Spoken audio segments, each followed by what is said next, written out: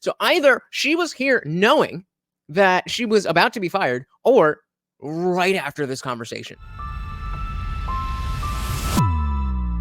I love the way that you and Ben Shapiro are able to disagree, but then I guess still have a business relationship. Well, they were, but like I said, so this is from what, the 21st. So this is 4 days ago, and the tweet came out the tweet of them splitting came out 3 days ago. So either she was here knowing that she was about to be fired, or right after this conversation it happened. I'm glad that she brought it back. I don't like how he just kind of came out of nowhere with, well, you're with a white man. Like, no, we're talking about a thing here. I don't like that at all.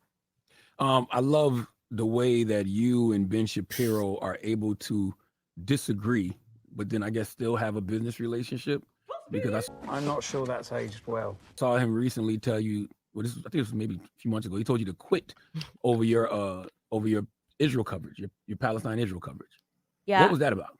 Well, what was that about? And so again, this is right the day before Jeremy Boring sent out the tweet that their relationship with Candace was over. He told me, well, the tweet that he responded to was actually just some biblical passages. Mm-hmm.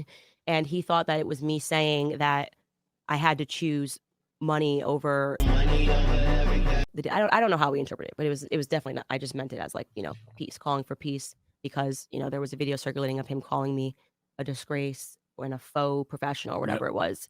And I decided to choose peace. And then when I chose peace, he responded to the peace with not peace. Chose to surrender. So why wouldn't he just fire you? Well, is he?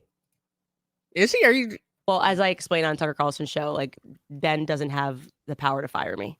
And it's not even saying that we disagree on Israel and Palestine. I just think that he's obviously, his wife is Israeli. Mm-hmm. He spends a lot of time in Israel throughout the year. I think when you have an emotional attachment to some place, that sometimes your reaction to anything is going to be more extreme to it, What have you guys thought in general of how it's, particularly since October 7th, how Ben has been covering the whole Gaza thing? I mean, I stopped paying attention to it very, very quickly. Very, very, very quickly.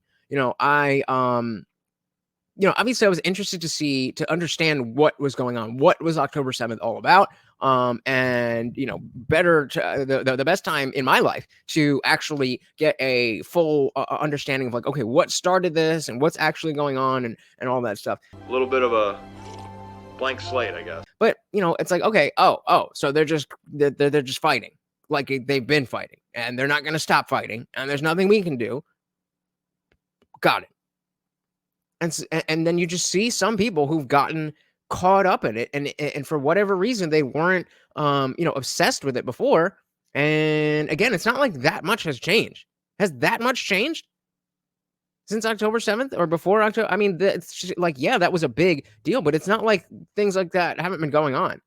It's not like they haven't been fighting damn near nonstop for 100 years.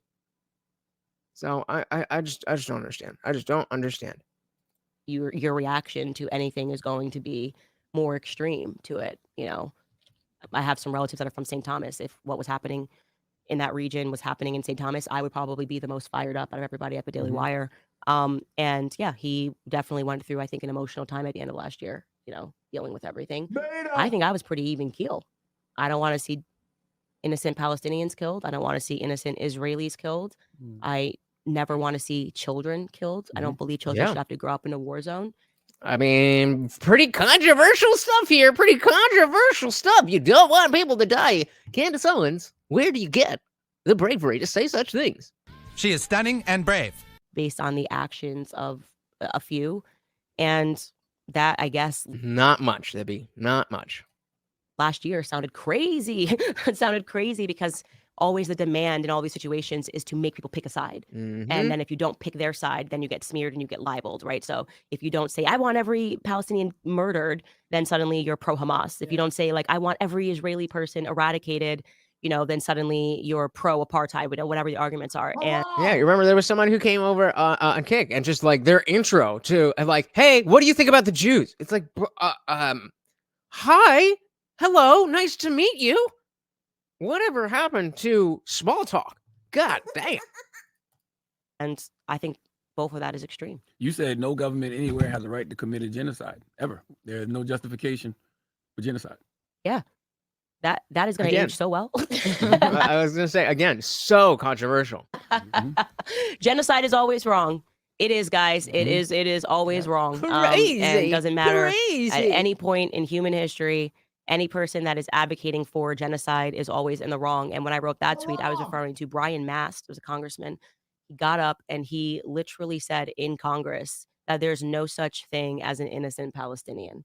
That's racism. And I was like, that is genocidal. Right? As soon as you say an entire group of people are all evil, you are now laying the groundwork to justify a genocide. Yeah, and I think it should be put out there that despite the fact that I don't have the emotional bandwidth to care about that, it's not that I don't care in the sense of I'm being flippant. I don't care in the sense that there is nothing that I could do to help any of those people. Not one single thing that I could do. There is things that I could do to help people here, but there's not enough time to do both or to try to do both. And I know that I would fail if I tried to help Palestinians or Israelis.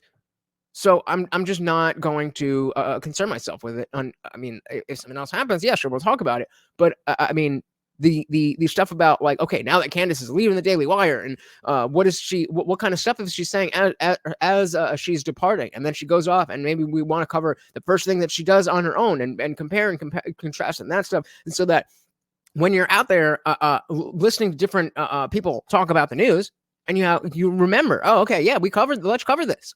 Candace Owens, when she went on the Breakfast Club, and she was saying this about Kanye, and now she's saying something else about Kanye. Now that's what I can do. Accept my offering. It may not be huge, but that's what I can do.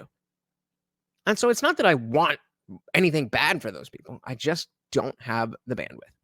I want to focus on the concept of you're born guilty because of XYZ is absurd. It feels borderline psychopathic. Yeah. I mean, I don't even know if you need the borderline in there. It's straight up psychopathic. Thanks so much for watching, guys. If you enjoyed that clip, check out the full live stream link in the bio and catch me live every Monday, Wednesday, Friday, 8 p.m. Eastern. See you there.